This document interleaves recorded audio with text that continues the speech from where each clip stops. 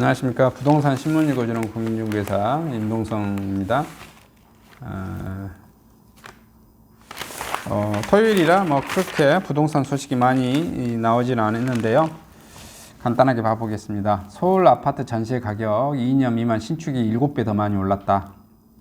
이게 가장 눈에 들어오는 하이라이트네요. 서울 전체 평균 1,700만 원 오를 때 송파 신축은 1년 새 2억 원 상승, 시아파트 선호 청약 대기 여파, 이렇게 해서 입주 2년차 아파트 평균 전세 가격이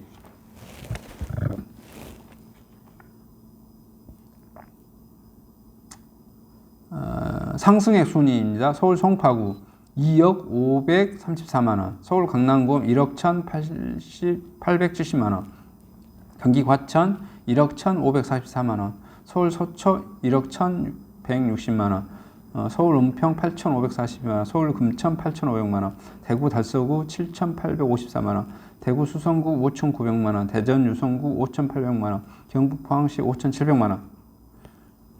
이게 1년에 2억씩 올랐다는 거예요. 전세 가격이 1년에 2억, 1억, 뭐 8천. 여러분이 저축해가지고 전세 가격을 해결할 수 있다 없다? 절대 못합니다. 절대 못해.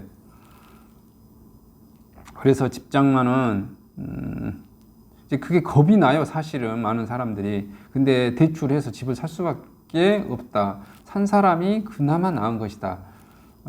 내가 전세로 사는 게 싼 것 같은데, 이렇게 내가 집이 있고 인사발령을 받아서 다른 데 가서 일시적으로 뭐 전세로 산다는 거 이해되는데, 내가 주된 거주지에서 주된 직장하고 가까운 곳에서 전세나 월세로 산다는 것은 집주인 좋은 일 시키는 겁니다. 통계가 보여드리죠. 통계가 확실하게. 그나마 대출해서 내 집 사는 게 그게 가장 싸게 먹히는 거다. 이렇게 보시면 됩니다. 자녀교육을 위해 서울 강남으로 이사를 계획한 주부 김모 씨. 이달 초 서울 잠원동 전세가를 알아보다 깜짝 놀랐어요. 중공대 아크로 리뷰 신반포 전용 84정도 전세값이 1년 전 10억보다 3억을 더 올랐기 때문에 김 씨는 전세값이 너무 올라 반전세로 알아보고 있다며 집주인이 세금 부담으로 반전세도 월세로 올려 앞으로 부담 월세가 걱정이라고 한숨을 내쉬었습니다. 아까 여기 보여준 게 지금 평균 가격이죠. 이렇게 3억 오른 것도 있고 뭐 4억 오른 것도 있고 뭐 이런 내용인 것 같아요. 이런 내용입니다. 그 다음에 깐깐해진 자금 출처 서명 요구, 불안한 신혼부부, 혼인신고 전 단독명의 구입된 증여로 간주해 세금 물수도, 실수요까지 재인 취급 불만. 정말 짜증이죠. 사유가 있어서 또 혼인신고도 늦게 할 수도 있고 뭐 그렇잖아요. 너무 힘들게 해요. 이 정부는 불법 대출을 받는 것도 없고 부모님 도움 없이 힘들게 내 집 마련했는데 죄인 취급을 받네요. 서울 동동구 사는 김모 씨는 최근 구청에서 지난해 10월 매수한 아파트 대의 자금 조달 내역을 입증하라는 등기표를 받았다. 김 씨는 20대부터 벌었지만 사업과 투자에 대해 성공하면서 번 자산과 대출을 더해 12억 원짜리 아파트를 매매해 지난해 결혼한 아내와 안고 살고 있습니다. 김 씨는 주식, 펀드, 부동산 등 분산 투자를 통해 자금을 마련했는데 자료를 일일이 찾아서 제출하려니 만만치 않다고 불만을 터뜨렸습니다. 31일 부동산 업계에 따르면 지난해 하반기 집을 구입한 30대 신혼부부들이 최근 관할구청으로부터 주택구입 자금 출처 소명을 하라는 명령서를 받는 사례가 빈번합니다.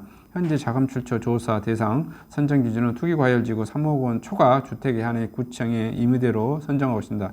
요청장을 받으면 거래 전후 2주간 모든 내역의 입출금 내역을 포함해 금융기관 예금, 주식 등 매각대금, 기존 부동산 처분 대금을 일일이 찾아 자금 조달 내역을 입증해야 하는 증빙 서류를 제출해야 합니다. 자료가 불성실하거나 기간 내 증빙 자료를 제출하지 않으면 3천만 원이나 과태료가 부과됩니다. 뭐 한숨만 나오겠죠. 이게 해당된 사람들 짜증이고. 그러나 뭐 어떡 하겠습니까? 하라는 대로 해야죠. 안 그러면 맞아 쥐어 터지죠. 규제 프로 공급한다더니 규에 그친 서초 30층, 상업지 재추거지역 600% 적용, 서초동 30층 민간임대 개발 사업, 인근 주민들 민원에 추개월 지연, 전문가들 비주거 규제 하나 한 개, 재건축 재개발로 공급 확대해야.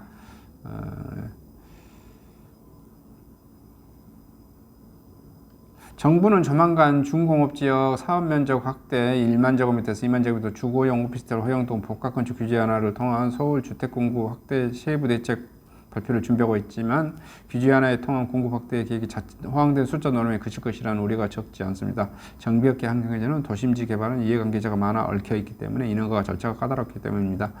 일부 규제를 완화한다고 주택 공급하기에는 한계가 있다. 재개발, 재건축 완화를 추진할 수 있도록 하는 방법밖에 없다고 말했다. 그 다음에 개성 1억안은 이태원 엔틱거리 몸값은 고고 이렇게 제목이 잡혀졌네요. 이건 상업지 관련 소식입니다.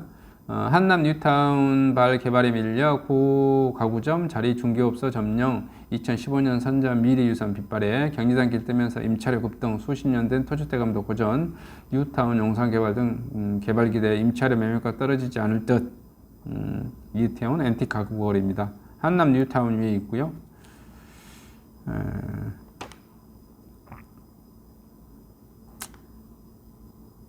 그리고 꼬마 빌딩이 이제 세금 부담이 늘어난다는 건데요.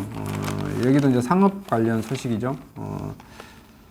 시가 산정 상속 증여세 부과 이게 지금 예전에는 꼬마 빌딩이 참 좋죠. 이게 부의 대물림도 좋고 이게 뭐냐면 공시지가로 가격을 책정하는데 아파트는 그나마 그 공시지가가 그 실거래가에 좀 더 가깝죠. 한 60-70%쯤 되나요? 80%도 되고 이렇게 잘 된 데는 그 이제 매매 거래가 실거래가가 자주 빈번하게 발생되어지니까 90% 가까이도 되고 그렇습니다. 근데 꼬마 빌딩은 워낙 거래가 잘 안 되고 그렇다 보니 또 그 공시지가로만 계속 거래가 돼요. 그 세금 부과를 굉장히 낮습니다. 40% 50% 비율 이렇게 되어지는 것 같아요. 근데 그것을 이제는 간평사들을 동원해서 시가 산정을 하겠다. 그래서 상속이나 증여세를 부과하겠고 또 재산세도 그렇게 올리겠다. 공시가 가격을 이제 부과할 거니까 이런 내용인 것 같습니다. 부동산 가격 공시 고시제도를 보면 토지 5월 말 표준 공시지가 국토부 장관이 개별 공시가 지자체가 지금 이제 하고요. 그다음에 주택은 공동주택 4월 말에 공동주택 토지 포함해서 국토교통부 장관이 합니다. 국세지방세 기준이 되고요. 개별주택 4월 말에 표준주택 가격 토지 포함 국토교통부 장관과 개별주택 가격 지자체장이 하고요. 당연 국세지방세 기준이 되고요. 비주거용 건물, 상업용 건물, 오피스텔은 12월 말 수도권 광역시 세종시 소재 오피스텔과 연면적 3,000제곱미터 또는 100호 이상의 상업용 건물 가격 국세청장이 평가를 합니다. 고시되지 않는 건물 12월 말에 건물 기준시가 계산 방법 고시 토지는 개별 공시지가 활용 국세청장이 하지요. 상속증여세 양도세의 기준이 됩니다. 꼬마빌딩 증여 상속세 부담이 올해 늘어날 전망입니다. 국세청 올해부터 비주거용 부동산은 상속증여세 결정 과정에서 공신력을 갖춘 둘 이상 감정기관의 평가를 의뢰하고 이들이 제시한 감정가격의 기준으로 상속증여세 재산을 평가할 예정이라고 31일 밝혔는데요. 감정평가 대상은 상속증여 부동산 가운데 부동산 가격 공시에 관한 법률 제2조에 따른 비주거용 부동산 국세청장이 고시한 오피스텔 및 일정 규모 이상 상업용 건물을 제외해서 지상의 건축물 없이 토지 감정평가가 끝나면 재산평가심의위원회에 이를 시가로 인정할지를 심의합니다. 어찌됐든 하여튼 뭐 세금 많이 뜯어내기 위해서 이제 뭐 기준이 그냥 그런 거죠. 옛날에 그냥 공시지가로 조금씩 올렸던 것을 간평사분들을 동원해서 가격을 좀 실제 거래 가격에 좀 맞게 개별 공시지가 이런 것을 기준시가를 정하겠다 이거죠. 그렇게 해서 세금을 많이 내게 하겠다. 이게 뭐 그냥 취지인 것 같아요.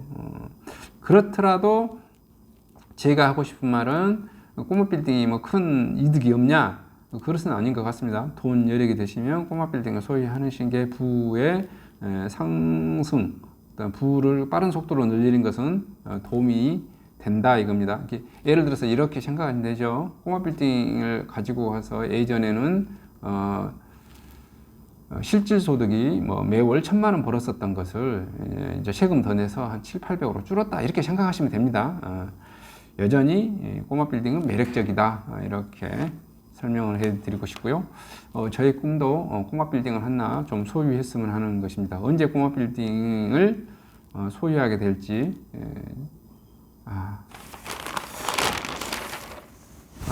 좀